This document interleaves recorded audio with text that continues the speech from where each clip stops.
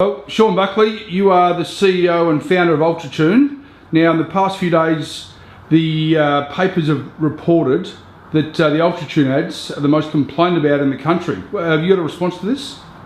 Yes, look, we did receive a few complaints about them, quite a number.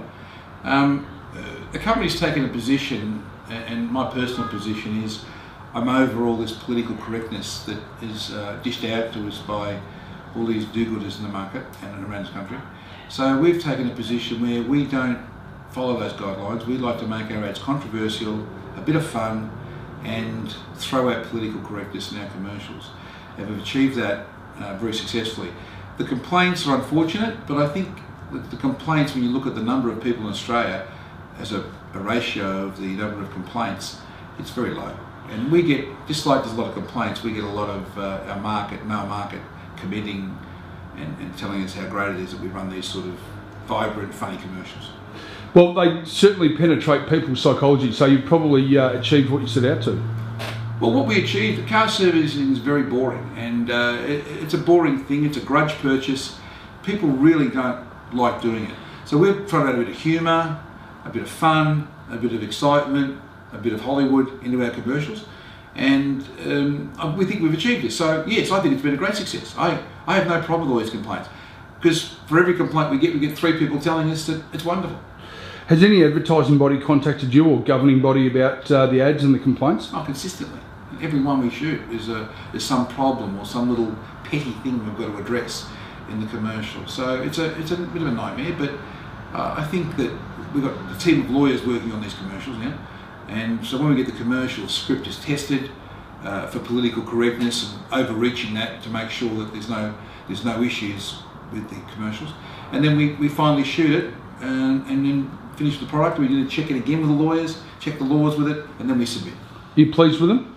Oh yeah, of course we are. You know, like we had the train ad, which got barred because they said they couldn't get it on sexism. All they could get us on was the actual fact that the girls looked a bit dumb when they were in the car, and you know that might be true. I mean, but you know, under a panic situation with a train coming at you with a blown up engine on a train track, you know, I'd be scared too. I'm acting probably a bit dumb. I'd be a bit confused. Then we've got the helicopter saving the girls on the cliff. Then we've had the car wash where you get a battery failure and a short circuit in the car. We've got the new one with Van Damme, which is hilarious. And then we've got a new one which is coming up, we're shooting next 2 weeks, which is an unfortunate, unexpected situation. So all these ads range. We're going to have 10 or 12 in the series. We don't care what people say in the marketplace, right?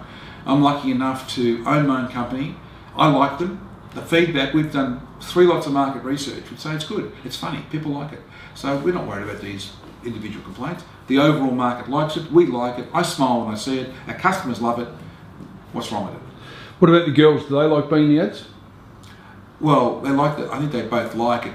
They're publicity junkies, so they love that part of it, but they hate the dirty work that gets to it. You know, hanging off a cliff on a 90-degree angle with a car is pretty scary. I wouldn't do that. And then the other one, the car wash, they got saturated, and you know, their makeup got ruined, and the hairdryer, the big blower, and the hairdryer came out and blew all their hair out, and they lost some of their hair extensions. So that wasn't a very pleasant experience for them. And then, of course, with the train wreck, that wasn't too bad. That was an easy one. The latest one they shot was easy, but the next one we're about to shoot in 2 weeks, they're not going to enjoy that at all. They're going to hate it.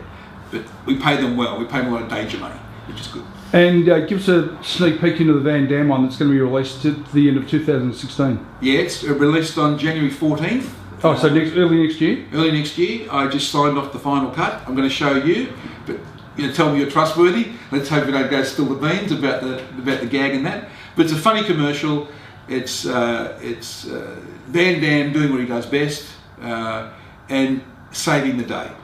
So I suppose the complaint will be, just gauging from that, will be that the complaint will be that it's a male saving a female. That'll be the angle they'll complain about. Are you at liberty to discuss the payment for Van Damme? Oh no, please, don't do that. What about... That wasn't in the script. You're going to ask me that? Well, you're an intelligent man. Lots of money. I dragged my credit card up. I'm still paying it off. Well, speaking of Van Damme, I understand that you also approached some heavyweights out of the US. Oh yeah, we've got... with our ads, we're going to introduce some high-end male and female talent to work with the commercials.